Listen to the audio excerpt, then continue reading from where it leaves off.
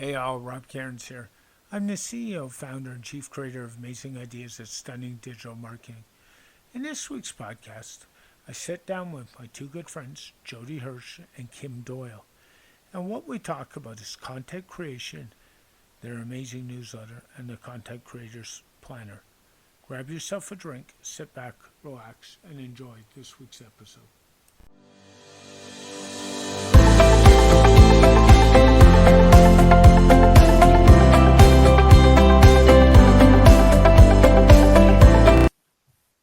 Hey everybody, Rob Cairns here. I'm here with two really good friends of mine today, Jodi Hersh and Kim Doyal. Good morning, ladies. How are you today?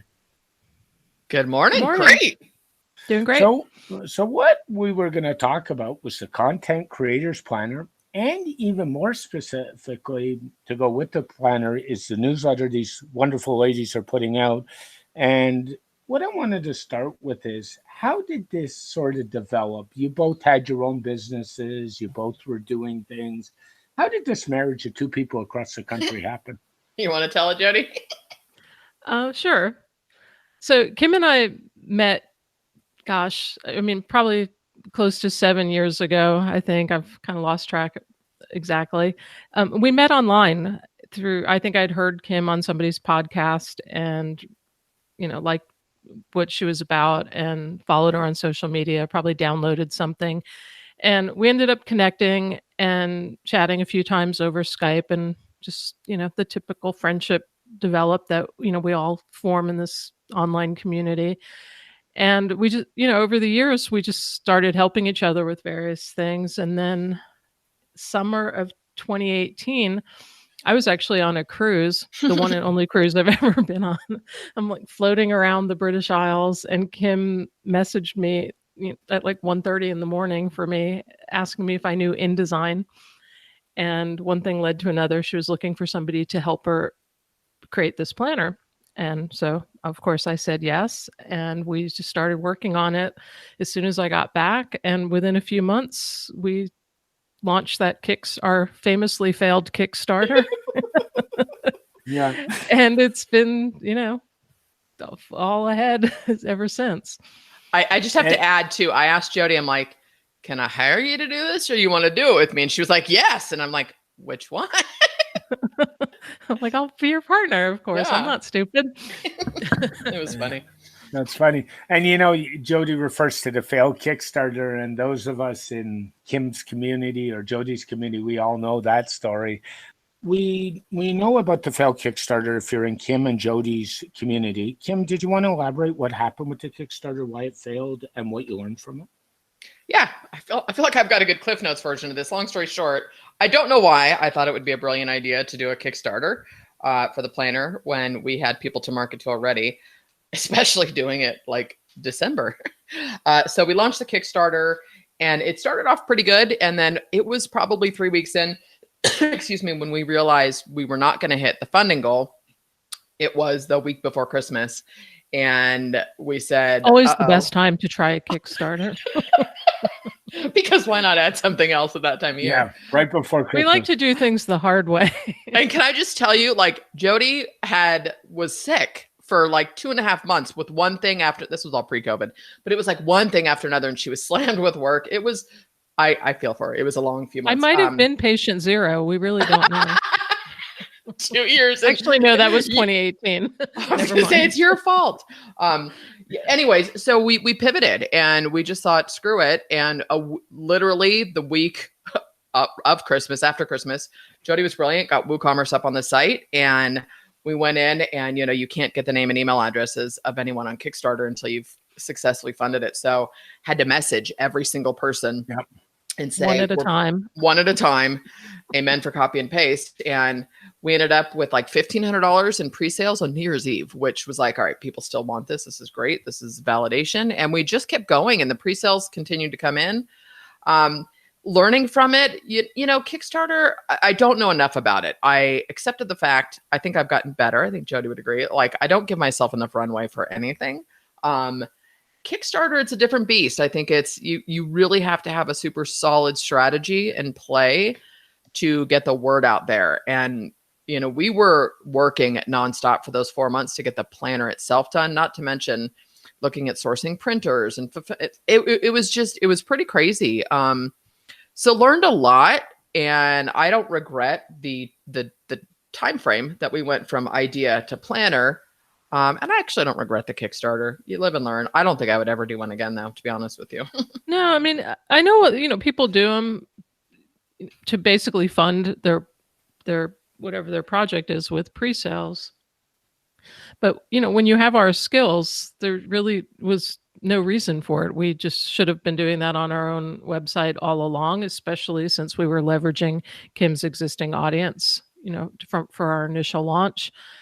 I guess the hope is that you kind of get featured on Kickstarter and you get exposed to much broader, audience than you would have found on your own. But that definitely didn't happen for us. Yeah, it's so true. And Kim, you were saying you used WooCommerce. Was there any question whether it was going to be a Woo site or something else, or was that pretty well a given? No, that was a given. Well, and the thing is, I mean, Jodi has Live Love Dogs, so she had already set up a really nice WooCommerce, an e-commerce site. And I've done them for clients too, so I knew it really well. Yeah. And just, I was a WordPress chick. It's like, mind you, I have a tendency to do other stuff on other platforms, but I think for the hub, and we also knew, Robert, going in, we weren't sure at what point, but we both agreed that we would put paid traffic behind this. Like we were going to give this a really good shot at the gate. So, and if we're going to send paid traffic anywhere, why not send it to a property we own? Oh, I agree with that. You and I had talked about, how you were going to send paid traffic to it early on, like going back like a year and a half ago. So, is the only paid traffic you've thrown at it WordPress, Facebook ads, or have you used other paid traffic at this point? Jodi, Instagram also, but yeah, Facebook and Instagram. And we looked at another system called Programmatic, and we were geared up to give it a shot, but then COVID hit, and so we never pulled the trigger on that. Yeah. Unfortunately, COVID's changed a lot of things in the paid traffic space, and then the state of the political mess in the U.S., as I call it, to be diplomatic, has even impacted more in the paid traffic space. So it's a really interesting time. I actually think, from what I've looked at, CPC and ads are probably at an all-time low. But what people don't realize is all these big brands pulling out of doing paid traffic on Facebook and Instagram, they really only account for about 6% to 8% of the traffic. So it's not really impacting as much as people would think, right? So, yeah, and we've been through, sorry to interrupt, Robert, but like we've been through our highs and lows with it, having hired 2 agencies. We have learned a ton, and we just, in complete transparency, we just paused. We're taking everything kind of back into our own lap, so to speak. Because the truth is, we did I call it pre-work, behind the scenes, whatever, the stuff you can't see in terms of getting really clear on who this is for, the problem it solves. We've spent a lot of time on that. And we truly, also did the creative on those initial ads ourselves. Yeah, we did the video, videos. We did the copy, everything. Yeah, and it looks really good, actually. And getting your customer avatar down, which is what you're saying you've done, is a big deal. Like a lot of people don't have that, actually. So. Yeah. So, it's just live and learn. I would love to try YouTube ads. I can't see that happening until 2021 unless the time lottery falls into both of our laps. But, I love paid traffic with content. I just think it all works. You just have to have the time and bandwidth to deploy it correctly. No question. And the budget to deploy it properly. I mean, I think personally, the days of throwing $3 or $4 a day at something, personally, I think they're gone. You might disagree with me. That technique worked like 10 years ago, but I don't think it works as much now. No, we do our tests. I mean, the smallest we've ever done, just, for an experiment, is $10 a day, just to see which version of something does better. But, once, we have a little bit of data, we're like our lowest spend is like 25 or 50 a day on stuff. And at our high point, we've been up probably around $1,500 a day, which I never thought in a million years could ever say that. But we were spending about $1,500 a day at our peak. And as long as we're getting, a good return on that, we would keep scaling. But we've learned that, you start at like 50 a day and you keep creeping up and you're still getting the good returns. And then when you hit about 1,000, it kind of plateaus and you start getting different results. But, doubling your money on $1,000 spend versus, on a $500 spend obviously is better. But, we've had to pull our budgets back at different times, and it's you have like one bad day and you start losing money with ads. So it's no question. It's a job in and of itself, especially when you've scaled up to like those really big spends. Yeah, I think what most people do wrong with ads is they throw money at stuff and they don't know what the numbers say. They don't know the analytics. They don't know where the ads are being served, and they kind of say, why doesn't this work? And I always say to people, do you know what your numbers are? No, I spent $1,000. I said, so if you're going to do that, write me a check for $1,000 and move on, right? Yeah. And I think the other thing, Robert, too, is that when people say ads don't work, there's so many moving pieces that you have to look at each one, right? So if you can get someone to click on your ad, well, the creative is good enough at least. So where's the disconnect? Where are they falling off? And too often maybe it's not a message to, the message doesn't match the landing page or whatever it is. But so then people do this whole, it doesn't work, as opposed to what piece didn't work. Yeah. You have to have a lot of patience and just test one variable at a time. Otherwise, you don't know which change you've made had the impact, positive or negative.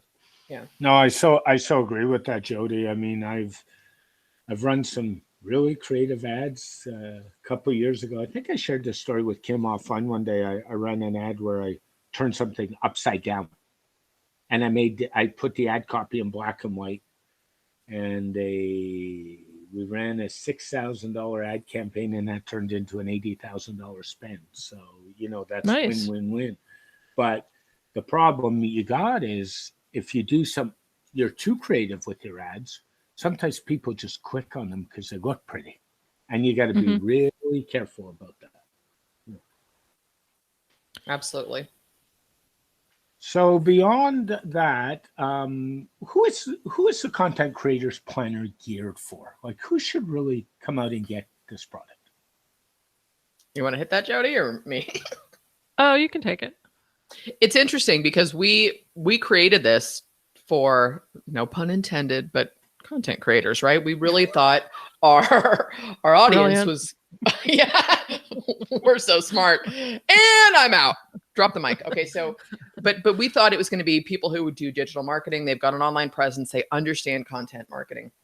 That's really who we created this for. It was more of I need to make sure my content has a framework and a strategy and it's delivering results, as opposed to just creating more and pushing it at people. And what's been fascinating is we have people, I almost want to say all walks of life, but every market across the board. We've got dentists, we've got people who do social media for the local police department. We've got, city planners. It just blows us away. Here's a great example. Within about a week and a half, we got two brokers contacting us. One was interested in buying like 75 for all their brokerages. And the other one is interested in us doing a training. And he's like, I think I could probably get 50 people on a training for you. And so it's fascinating where we start seeing, potential verticals that we'll test with ads as well. But, like Jodi and I are always saying, and, content marketing is the only marketing left in essence. And so it's one of those things that everyone is getting it. I think COVID has put a spotlight on the fact that you have to be doing this online. You have to have a solid presence. You have to be putting out valuable content for your audience. And so it's really been a trip. We're going to survey our audience at a certain point here. We're constantly like, we've got so much to do all the time. But so I feel like this is so the non-answer, but it's for anybody who needs a solid content marketing strategy. And I know you're not supposed, the whole niche rule of niche down. It's like, well, everybody needs a solid content marketing strategy. I think just to add to that, I think one of the things that's been interesting to see, we don't have a lot of information on all of our customers, but we have some. And it's interesting to see there's a lot of solopreneur types that are doing something on their own. And, those people especially wear a lot of hats. So they tend to not have time they don't get to their content, or they always feel stressed about it because they're juggling too many things. So we have a lot of people like that. And we've had surprising ones, like a police department. I remember when I was handling the shipping, I remember shipping to some police department and some universities. It's just been churches, and a lot of, like artisan crafter type people, whether they're photographers or, like all the typical things like designers and stuff, but all kinds of like crazy other things. And then, the affiliate marketer, blogger type people. So, it's really it's interesting. Like, we're going to try to focus on some verticals because we can target for that with our ads and stuff. But, it's just been surprising. And we have a lot more beginners than we expected, which we know that just from the questions that we get asked a lot. So, every once in a while we end up jumping on Zoom with somebody to really just help them get started because they're just even overwhelmed by the planner sometimes. But yeah, so I think it's kind of evolving. I think we probably need to do another 6-hour Zoom, Kim, and define some of the newer avatars that have emerged. Yeah, I know when I talk to my clients and they say I struggle with content creation, and the first thing I tell them to is you need to look at the planner, and and I'm not just saying that, it's well put together, and some of them don't know how to plan. Like it's what it's designed for, right? You look at their content strategies and they kind of what I call haphazard. Oh, today I'll throw out a tweet. Tomorrow I'll throw out an Instagram post. Tomorrow I'll throw out a Facebook post. And there's no plan in mind of where those are going. It's just to be there. Or why they're even doing it. Which is noise, by the way. Yeah. I actually was showing off the Trello board the other day to, interestingly, to a member of Toronto Police, and I was kind of hoping to get them interested in it for you guys because they're actually one of the most connected police departments on social media in the world, and they always struggle with their content. They have people in their corporate comms department that says, and I kind of look at this stuff and say, wait a minute, why are you guys doing what you're doing? It's a tough. And to be timely, not that to go sideways, but police departments, a solid content strategy would probably be really beneficial and timely in the US right now. Oh yeah, no question.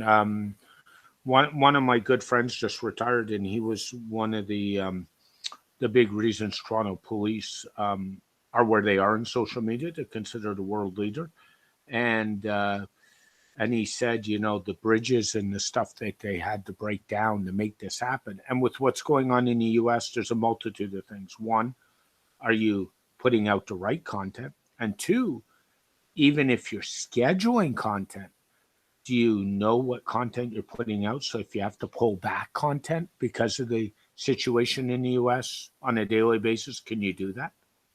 Yeah. Well, we've had people ask us too, and, Jodi and I are big proponents, obviously, of a 90-day plan. And I think that if, in addition to the rest of, what we've learned this year, 2020 has shown us that, can you imagine if you had planned out your entire year of content in January, you'd be like backpedaling every other day. And so it's super important that people think about content as something of value for their audience, not something they have to do and get off their plate and they set it and forget it. It doesn't, you're literally wasting your time if you do that. So, it's really important to be able to keep it to a certain extent fluid with the strategy. No question. So Kim and Jodi, since we're talking content, what type of content do you ladies see that's working really well these days? And what type of content do you see not working so well? Jodi's had some I was going to swear some kick butt content, really. So she can, I think I'm going to let her answer that. Yeah, most of the content that I've been creating, and I'm nowhere near as prolific as Kim has been, but I've been writing some fairly in-depth pieces, helping people with things like consistency and productivity. And I wrote a tremendously long post on performing a marketing checkup, which you can sort of flip that on its head. And it's basically everything that you would need in a marketing plan. Yeah. But people generally don't know what KPIs to measure and why those matter. So I tried to make it as simple as possible, but it is very comprehensive, and we've had really good success with those. And I know that they're successful because we get comments on the blog posts, which is always shocking to me, and I'm always excited when it happens. And when we share it on social media, we're getting posts and stuff, and when we include it in our emails, we usually send out two different types of emails. One once a week, it's usually more of like a story form kind of email, and then we have our weekly newsletter, and we encourage people to hit reply because it's just Kim and I, or Kim and me. I mean, it's us, so we answer. So when Yep. people hit reply, they tell us what they think about things, and it's usually very positive and occasionally not so much. But just the engagement is shows us that it's working. So these are pieces that, I mean, I could turn any of them into, an opt-in download or something that you pay for, like maybe as a course, but just giving it away to help our people with problems that we know that we can solve. So Yeah. I'm finding that those types of things are really working well. So true, Jodi. And I have to tell you, one of the things I look forward to regularly is your newsletter. There's always tips in there. Yeah, there's some stuff in there I don't always agree with. And that's normal. But I mean, generally, it's well put together, it's well thought out, and it's well laid out. So I think anybody that's not subscribing to the newsletter should, because for me, it's like a must read on a weekly basis. So you're Oh, doing thanks. really well with it. Yeah. Thank you. Yeah. Now, the other thing you said, and I really like what you said we could turn this into paid content, but we just put it out there. And Gary Vee said in one of his recent podcasts about a month ago, he said, information is all there. All we have to do is use this magic tool called Google. It's the people you pay for and the results, not the information you pay for now, Mm-hmm. which is really interesting because I think we've shifted. So, Yeah, on and your one of the something else I'd like to add, and I learned this from Kim. I mean, like, Sure. we all hear it and know it, but until you actually do it, and she models this wonderfully, is to share more of yourself and your content. Like, I mean, Kim has been wildly transparent. Most of us have, heard her personal story and how she got into information marketing and content Yeah. marketing in the first place. And she's just very revealing about where she is in her journey, and it helps people connect. And while I understand that intellectually, I tend to shy away from it a little bit. And I share a little here and there, but recently I was stumped as to what I wanted to create, and she's a wonderful content coach. So we just ended up having a chat, and I'm like, oh, duh, okay, thanks. After like 5 minutes, and I wrote kind of a story-based email, which I sent out to my personal list. It's actually going to go out to CCP after this recording, and CCP being Content Creators Planner List. And it's like it never occurred to me to share that much of my personal journey, but Yeah. it helps people connect with you so much. And I think I'm going to be doing more of that too. Yeah, I tend to agree with you, Jodi. And you've seen how I write. I tend to be a little more transparent than some people. I'll share. I think I was sharing a story last week after my third wedding anniversary, and I was very transparent, and I was using it as an example to say some of the best things in life are worth waiting for. And Mm-hmm. those who know Joe and I know we knew each other for 19 years before we got married. And I share that story pretty publicly. And the reason I do is not to say, look at me. It's, if you wait patience in life and business, you'll get what you want. It just takes time sometimes. And so I'm pretty transparent that way. I talk about, life in general, and there's and but you can be transparent and have a filter too, which most people don't realize, if you know what I mean. So You know what? I always tell people, and it's funny, I got into, I don't want to say it, a heated debate. I was on a live stream a few years ago, um, and it's funny because the person that I was kind of debating it with was like in her maybe mid to late 20s. And so I think there's a little bit of life experience that takes into this. It's not a judgment on younger people, but there's value in sharing when you can do it from a place that you've got a little bit of an objective perspective on it. When you're in it, like people who do the ranting and the dumping of their personal stories online. And I know a lot of people do that who are not necessarily marketers or entrepreneurs, but there's not a whole lot of value for the other person. And it's just, so when you're coming from a place of being on the other side of it a little bit, like I really don't, with the exception of, losing my mom, which is just, grief is a process. But other than that, I always try to wait till I'm sort of on the other side of it. And I can ask myself, what did I learn? Can this help somebody else? So it's something you step into sort of slowly would be my recommendation. Get comfortable with it. Yeah. Like before you send that flaming email, you should probably sleep on it and then not send it in the morning, but it feels good to write it. It's funny you say that, Jodi, and that's always been my policy. You write it, you put it in a draft box, and you sit on it. And generally, I'm pretty good about doing that until this past week when somebody decided to get passive aggressive and send me the flaming email before I sent mine. And then the war, then you open the world, and I just pushed send and I was done with it. You know what I mean? Totally. But I agree. You take the time. Once you created the physical planner, one of the things you ladies did, which I really like, was you created some Trello boards, which I've seen, I've tested, I like them. Why did you go from the physical planner to Trello, and why Trello? And talk a little bit about that. Well, the Trello came about because people wanted it. So we also have it, the digital, right? The PDF. And the thing is, the PDF is not fillable. And that was a conscious choice, right? I mean, and Jodi and I have gone back and forth so many times. She's like, I can make this fillable. It's not a good user experience to do that. And so what was happening is we had people telling us they wanted a way to be able to collaborate with teams. And, we went back and forth. It was just sort of let's just get started on this. And since it was surprising, it was just one of those things people asked for. We teased a little bit. People said they were interested. And, I think people tend not to do this. We sent out an email to our list and asked people to get on the early notification of the Trello. And it's just a way to get data, right? So they clicked through. It wasn't so much that we were like, oh my God, like we didn't have like this huge launch strategy behind it. But we needed some validation. And, the first morning we sent out that email, we got a couple hundred people saying, yeah, I want a Trello version. And so just kind of went to work doing it, and it's done really well. And we literally just tested ads, which we're going to do new ads for it.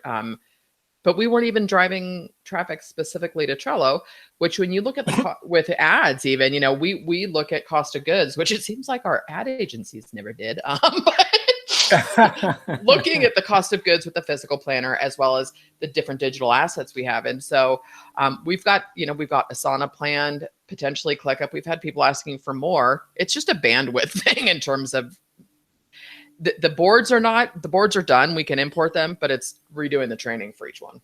No, I agree with you. And I think Asana will be next. Asana is very popular. Yeah. I agree with you, Kim. And a story I'll share, a personal one, was at the time I was looking at a multitude of project management tools, and, I was trying some out. And when you guys switched to Trello, it reinforced with me why I use Trello, just because of the number of boards out there and other boards. And I thought I'd share that with you. That kind of switched me back to Trello, to be honest with you. Devinder did a little bit of that too, so that's great.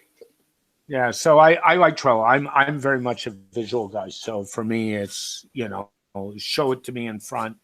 I've played with other platforms like ClickUp. I've played with them all. I'm a PMI by trade, actually, and I haven't filled that board. So that kind of forced me, you guys creating the Trello boards forced me back to Trello. So interestingly enough. So I love it. That's really cool. You guys are ladies are talking about doing some workshops down the road. I know you've kind of asked if some ladies would like some workshops. What are you planning around there? You want to do this, We have Jodi? no shortage of ideas. Yeah. We both have idea for you. But we have a few things coming up. So first is something that we're calling Creative Kick, and it's going to be a monthly subscription type thing where we help people with content ideas and accountability. And so each month we'll send out a new prompt to help you create a new piece of content with like a framework. So there's, the focus, what is the thing about, and then the format, what type of content would you be creating, and we give examples, and we're going to give tips on promoting the content, and also we're going to offer a monthly live session. We haven't come up with a name for that yet, Kim, like a ask us anything kind of thing for the members of this. And that I think that'll be launched maybe probably early September. We keep moving the date, but I think by early September it'll be launched. And then we were bouncing around the idea of doing, gosh, I don't even know how to describe it. Like mastermind's not really the right word, but we're to sort of have a hive mind group where we work directly with people to plan and execute their content strategies, probably over a 90-day period. And it could be recurring because we'll do it every 90 days. And that was the thing that at the time when we posted that survey asking if women in the group would prefer a women's only group, or would, do they like, the mix with men, simply because we tend to get more engagement in general from the women on our list. So we were just kind of curious if that was a thing or not. And I'd say we got more people wanting it mixed than women only, but I don't think we have a lot of data on that. Well, in the group, I'm sure I left something out. Yeah, and it's That's what's interesting is the difference in the group versus our email list, because obviously not everyone on our email list is in the group. And so it's what's been fascinating, and I just want to point this out to listeners also, is that all of these things are coming about because of the content we're creating. And so there's this content is not this passive thing. Jodi and I have both hopped on Zoom calls. We've gotten consulting kind of gigs, for lack of a better term, from our email list where people reach out. And because it's the two of us answering those questions and we create content showing our expertise, people trust us. We have a relationship with that list. And so even to do, something that might be, like this 90-day hybrid where it's going to be more high ticket because it's us personally working with people. And to do that, but that came about because of the rest of the work we've done, if that makes sense. And so it's really allowing things to organically evolve while you have a strategy and a framework, but using fluid again to kind of go back to that place and see what does our audience need next. Mm-hmm. And it's really a natural, it's kind of a natural progression too, if you think about it. I mean, a lot of people are afraid to create and put out, how to do what I do content because they want people to hire them to do it. I would want to get hired to design someone's website. Why would I want to teach somebody how to do their website? But the funny thing is you do the teaching and some people will take it and run with it, but most people are going to take it and realize, yeah, great. But, can I just hire you to do it for me? Because they don't want to do it. And what Kim was just describing is kind of why we're going to be creating, a higher ticket offer, because what we're finding is, people, we've got this strategy and a book or Trello board or digital PDF that helps you create your plan, but you still have to actually fill it in. We don't do that for you. And some of the people that we end up engaging with on support emails and chats, they're looking for a lot of extra help there. And, we can't do it for everybody one-on-one. There's only two of us. And by creating some sort of an offer where we can actually do this one to many, a small many, but one to many, I think we'll be able to deliver a lot of value for those people and actually help them do it. And then beyond that, you'd have to hire someone to do it for you. And the other said about people saying just, can you do it for me, or can you teach me? That happens like all the time. It's the value of helping people and giving them the tools. And then I think it's really important for people to understand what they need, and then say, okay, now get somebody to do it for me. I think that has value in itself. And yeah, I really do. Kim, sorry about that. What were you going to add to that? No, that's okay. I was just going to say, the other piece of this that I personally like, I miss the collective of like intimate groups, right? I love the Facebook group. We are going to be doing a reboot of that. And obviously it's still content creators, but we've got some fun stuff planned. It's really going to be an extension of Content Creators Planner. But that being said, there is something, about a smaller intimate group, whether it's through a course or a mastermind or whatever we're going to call this thing. There's value, and that's relationships are what has grown my business. And so, if we can help facilitate additional, connections and relationships while teaching and being of value, it's a win. It's going to be fun. I agree with you. Relationships are the key to any business as we move forward. I think people want to work with people they like. They want to work with people they trust. They want to work with people they know. And I think it's really hard to go to XYZ company and say, by the way, I'm pitching you on a $20 deal.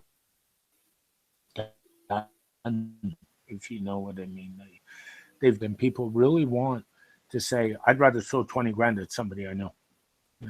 So I think we're there.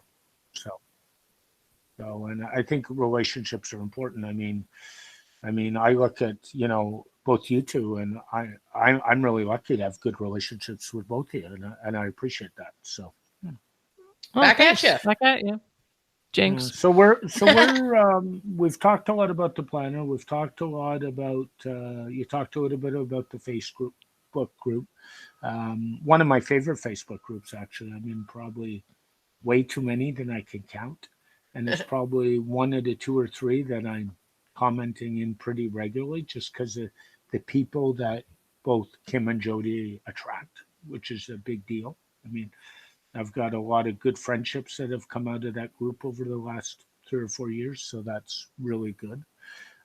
Where do you guys go from here, besides continue to increase the planner, increase the group, increase what you're doing? Where do you go? Well, I'll just, to Jodi's point, like, there is no shortage of ideas.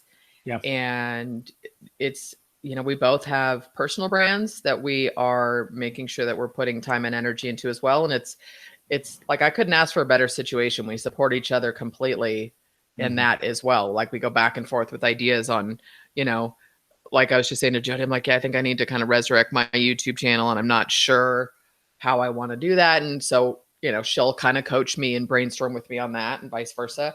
So like, we're smart. We're going to have a version 2 of the planner, which will probably be 2021, obviously. Just adding a few things to that. And we've got these things planned. We've got, the monthly subscription coming. We've got the higher ticket thing, for lack of a better word, it's like a hybrid to work with us personally.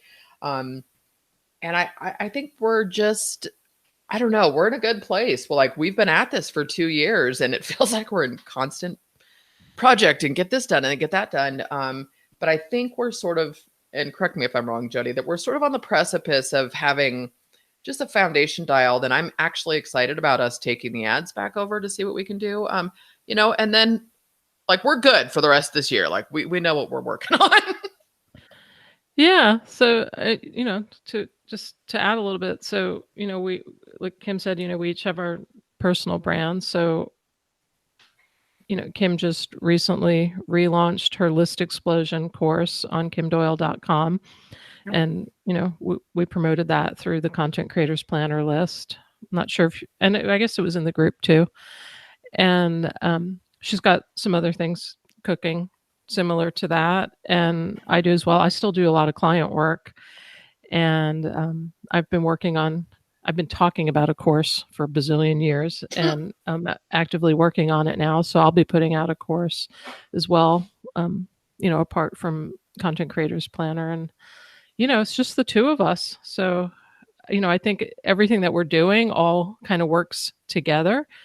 And, that's why we are cross promoting into the Content Creators Planner list. If it was just completely separate personal things, it wouldn't make sense.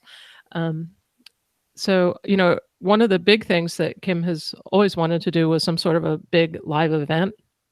I've always been apprehensive about it. I'm very introverted and busy, and it just sounds exhausting. I'm sure it would be great. But, with the pandemic happening, we've kind of thought about that, and, virtual events. I think everybody's kind of sick of them at this point. Oh, yeah.